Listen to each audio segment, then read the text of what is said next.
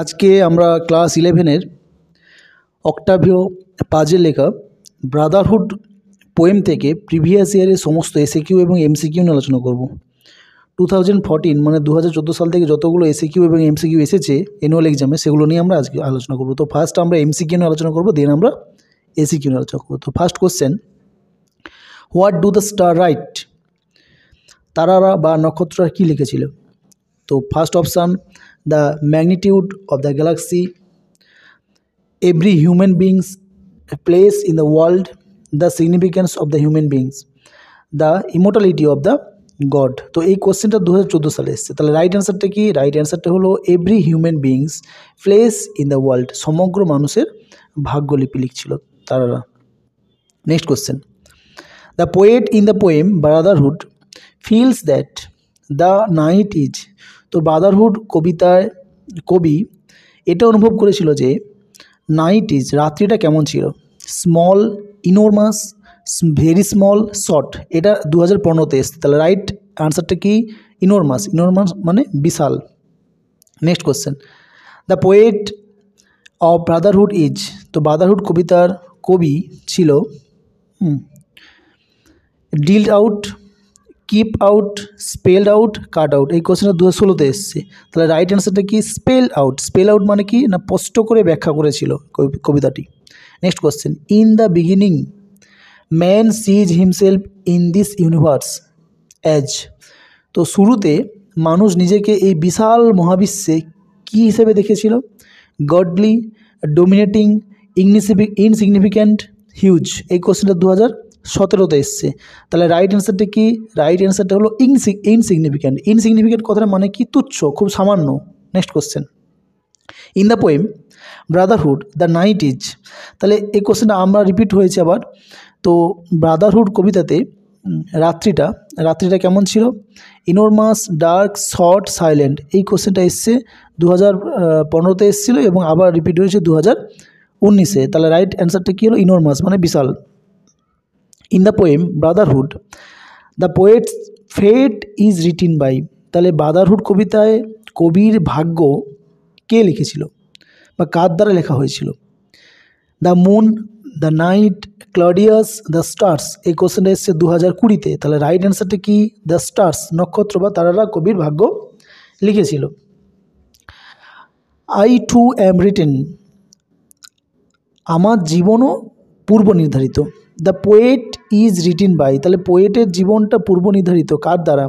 Himself, anyone, god, parents. এই কোশ্চেনটা 2023-এ এসছে। তাহলে রাইট অ্যান্সারটা হলো হিমসেলফ। এরপরে আমরা চলে যাব এসএকিউ নিয়ে। প্রিভিয়াস ইয়ারে যতগুলো এসএকিউ এসছে 2014 থেকে, সেগুলো নিয়ে আলোচনা করবো। তো first question, how does the poet introduce himself in the poem Brotherhood? তাহলে ব্রাদারহুড কবিতাতে কবি নিজেকে কি হিসাবে পরিচয় দিয়েছিল? এই কোশ্চেনটা 2019-এ এসছে। তাহলে রাইট অ্যান্সারটা কি? The poet introduce himself in the poem brotherhood as a man হিসেবে পরিচয় দিয়েছিল, মানুষ হিসেবে পরিচয় দিয়েছিল। Next question, in the poem brotherhood what does Octavio Paz mean by little do I last?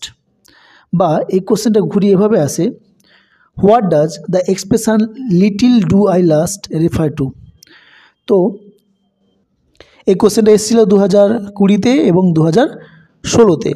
তাহলে রাইট অ্যান্সারটা কি?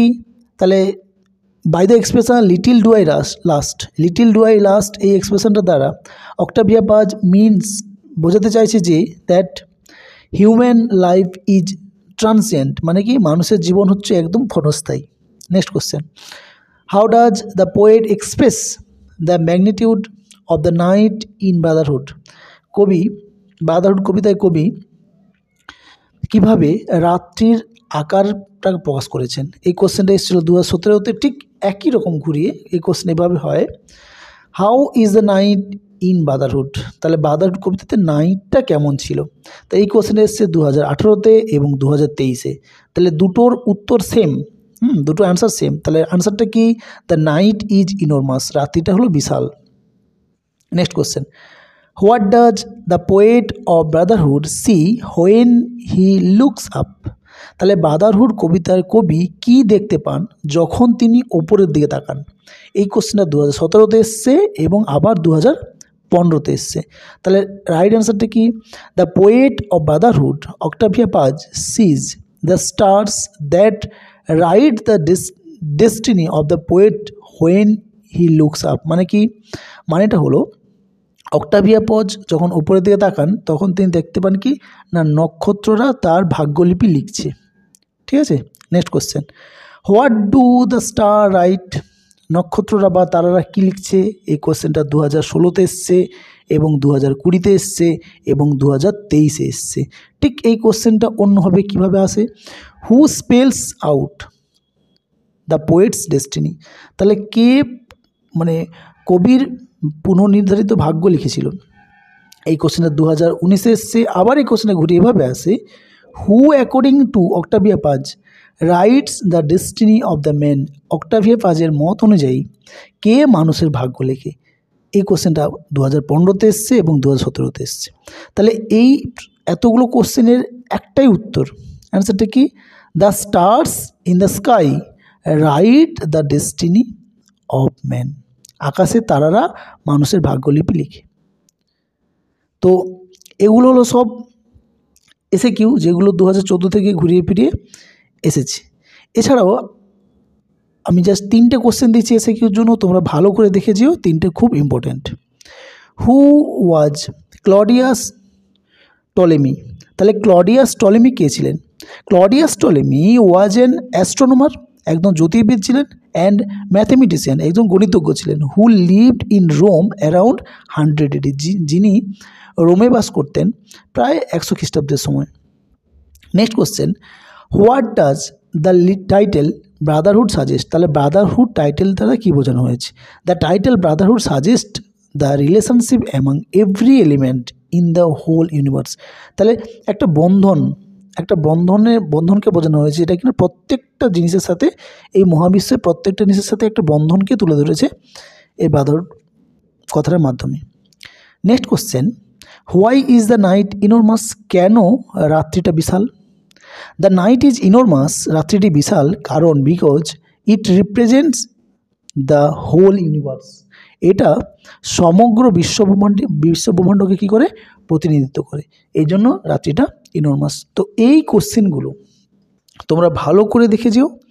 এখান থেকে এই এসএকিউ এবং এমসিকিউগুলোর মধ্যে রিপিট প্রচুর হয়, তোমরা এখান থেকে আনসারগুলো কোশ্চেনগুলো পরীক্ষাতে পেয়ে যাবে। ভালো করে তোমরা মুখস্থ করে নাও। ওকে, থ্যাংক ইউ।